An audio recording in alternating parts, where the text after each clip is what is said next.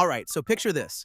It's the middle of the Cold War, and Europe is basically one giant powder keg of tension and suspicion. Every country is watching every other country, and everyone's paranoid about spies and secret weapons and all that fun stuff. And then, out of nowhere, Britain shows up with this rifle that's so quiet it literally made other countries freak out. Like proper panic mode. We're talking about the Lisle Carbine. And honestly, this thing is one of the weirdest and most fascinating guns ever made. And the story behind why it caused such a stir is absolutely wild. So let's set the scene. It's 1942, and World War II is in full swing. Britain is deep in the whole special operations thing because they've realized that sometimes you need to be sneaky instead of just lobbing bombs everywhere. They've got commandos running around behind enemy lines, doing all sorts of covert operations. And one of the big problems they keep running into is noise. Guns are loud. Like, really loud. You shoot someone and suddenly every German soldier within half a mile knows exactly where you are. And that's not ideal when you're trying to be stealthy. Now, suppressed weapons weren't exactly new at this point, but most of them were pretty rubbish. You'd get maybe a slight reduction in noise, but nothing that would actually let you shoot someone without alerting the entire neighborhood. The Lisle Carbine, though, this thing was different. This was a gun that, when fired, sounded quieter than a typical air rifle.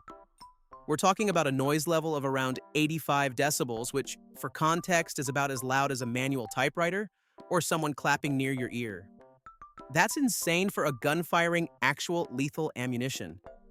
The genius behind this was a guy named William Godfrey de Lisle, who was working for the British resistance during the war. He took a Lee Enfield rifle, which was the standard British service rifle, and basically Frankensteined it together with a .45 ACP pistol barrel and the magazine from a Colt 1911 pistol. Then he added this absolutely massive integrated suppressor that was built right into the gun. The suppressor was so big that it made up most of the barrel length, and it used a bunch of baffles and expansion chambers to slow down and cool the gases from the gunpowder so they didn't make that classic gunshot crack. Here's the thing about gun noise that most people don't realize.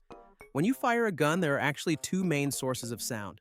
First, you've got the explosive gases from the gunpowder, which is what a suppressor deals with. But then you've also got the supersonic crack from the bullet itself breaking the sound barrier as it flies through the air. Most bullets travel faster than sound, so they create this loud crack, even if you've got a suppressor on the gun.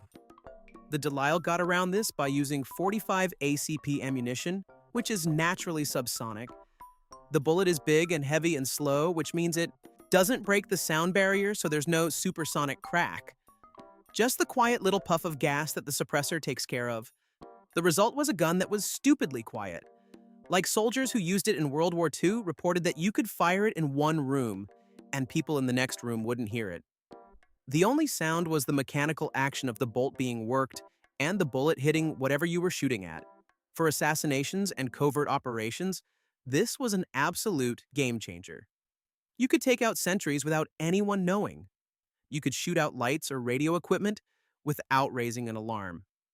It was basically the closest thing to a movie silencer that has ever actually existed in real life. But here's where it gets interesting. After World War II ended, the de Lisle kind of disappeared into obscurity for a while. Only about 130 of them were ever made, and most people forgot about it. But then, during the Cold War, British Special Forces started using it again. And that's when things got weird. Soviet intelligence somehow got wind of this super silent rifle that the British had, and they absolutely lost their minds over it. You have to understand that in the spy versus spy world of the Cold War, the idea of a completely silent assassination weapon was terrifying. The Soviets started spreading rumors about this phantom British rifle that could kill you without making a sound, and other Eastern Bloc countries started getting paranoid too. The thing is, the Soviets weren't wrong to be worried. The British Special Air Service and other Special Forces units were using the de Lisle for covert operations, and it was incredibly effective. There are stories that are still partially classified about SAS operators using these rifles in various conflicts during the 50s and 60s. The gun gave them a massive tactical advantage because they could operate in complete stealth. Imagine being a guard at some Soviet installation during the Cold War, and your buddy just drops dead next to you with no warning and no sound. That's psychological warfare at its finest. What really shook Europe, though, was when word started spreading through intelligence circles about just how effective this weapon was. The Soviets tried to develop their own suppressed weapons in response.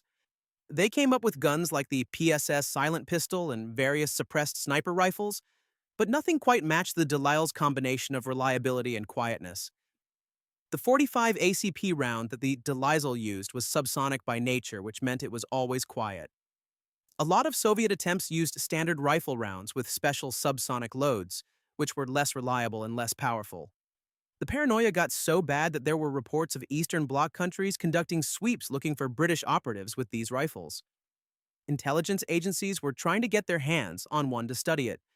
The East Germans were particularly worried because they were right on the front lines of the Cold War, and the idea that British Commandos could infiltrate with these silent rifles kept their security services up at night. It sounds dramatic, but you have to remember this was a time when both sides were convinced that the other was constantly plotting assassinations and covert operations. And to be fair, they kind of were. One of the wild things about the Delisle is that it's actually a really simple design. It's not some high-tech marvel with complicated electronics or exotic materials. It's basically a bolt-action rifle with a big metal tube full of baffles stuck on the front. But sometimes the simplest solutions are the best ones. The gun was reliable, accurate up to about 100 yards, which is pretty decent for a suppressed weapon, and it used ammunition that was widely available. The British had basically created the perfect covert operations weapon using technology from the 1940s. Now, you might be wondering why everyone doesn't use suppressed weapons if they're so great. Well, there are a few reasons. First off, suppressors add weight and length to a gun, which makes them more awkward to carry and use. The Delisle was a pretty chunky rifle because of that massive integrated suppressor. Second, suppressors wear out over time, especially if you're firing a lot of rounds through them. The baffles inside get eroded by hot gases, and eventually the suppressor stops working as well. Third, and this is the big one, most military operations don't actually need to be that quiet. If you're in a firefight, the noise of your gun is the least of your worries. Suppressed weapons are really only useful for very specific covert operations, which is why special forces units use them way more than regular soldiers.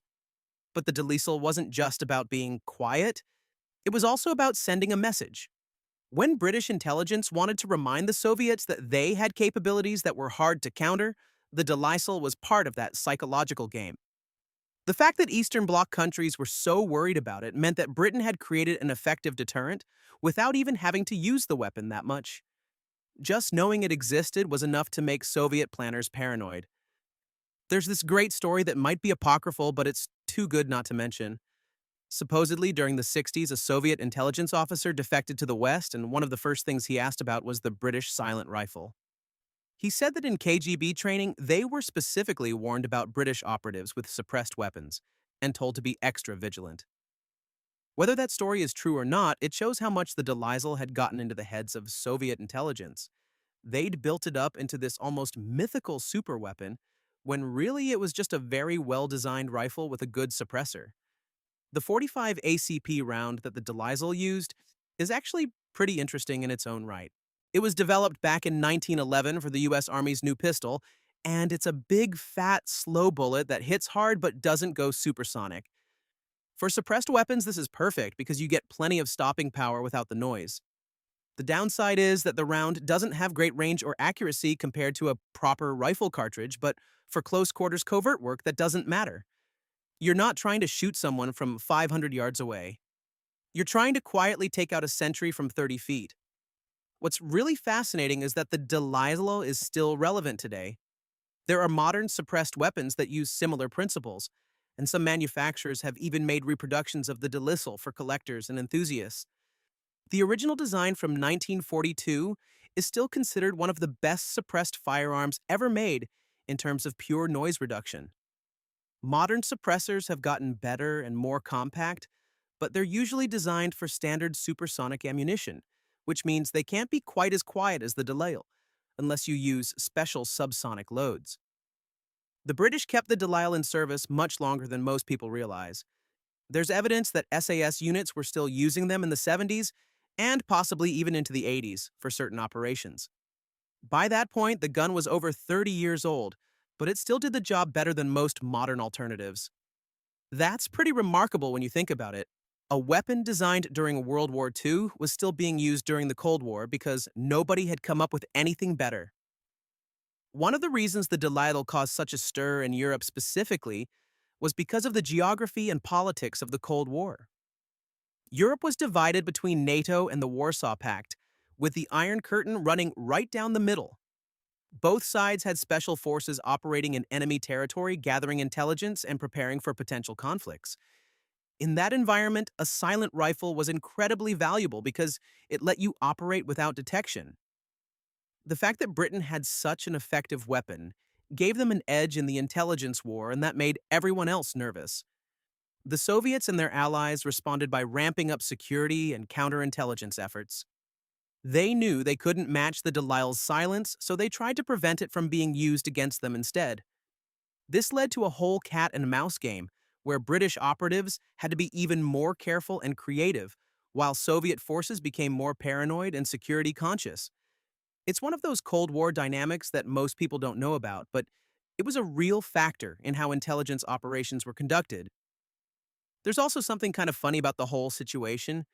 Here you have the Soviet Union with its massive military and all these high-tech weapons programs, and they're losing sleep over a rifle that was basically made by bolting together parts from existing guns and adding a big tube full of metal plates. It just goes to show that sometimes low-tech solutions can be just as effective as fancy high-tech ones, if they're designed well. The Delisle didn't need computer-aided design or exotic materials. It just needed good engineering and an understanding of how sound works. The legacy of the Delisle lives on in modern suppressed weapons. Pretty much every special forces unit in the world now has access to suppressed firearms, and a lot of them use subsonic ammunition to maximize quietness just like the Delisle did. The principles that William Delisle figured out in 1942 are still being used today. That's a pretty impressive achievement for a gun that was originally meant as a stopgap solution for World War II commandos.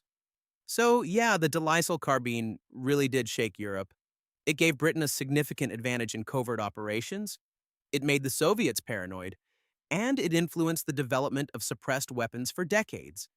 And the crazy thing is, it achieved all of this by being incredibly simple and practical. No fancy electronics, no complicated mechanisms, just a well-designed rifle with an excellent suppressor. Sometimes the best weapons aren't the ones with the most advanced technology.